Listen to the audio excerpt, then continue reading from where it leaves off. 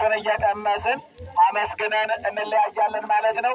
እግዚአብሔር ሰላሙን፣ አንድነቱን፣ ቸርነቱን ያርቅብን። ሀገራችንን ሰላም ያድርግልን። የምሕረት አውደ ዓመት ያድርግልን። የምንፈቃቀርበት ያለው ለሌለው የሚጠያየቅበት የምንተሳሰብበት ዓመት በዓል ያድርግልን። ለነገ ሰዎች በለን። ለነበረን ጊዜ ሁሉ እግዚአብሔር አምላክ ስሙ የተመሰገነ ይሁን። ሌላው ምንድን ነው የምላችሁ? ልጆቻችሁን ወደ ሰንበት ትምህርት ቤት ላኩ።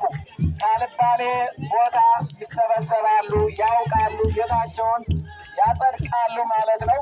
አሁን ልጆቻችን ናቸው እያደመቁን ያለ ከኛ በላይ እና ወደዚህ ላኩ። ለነገ ሰዎች በለን። ሰላም ሁኑልን። አሁን በረከታችሁን እየተቀበላችሁ በያለንበት አረፍ አረፍ ብለን ቀምሰን እንሰነባበታለን። ለነገ ሰዎች በለን። በድጋሚ ሰላም ተደሩልኝ።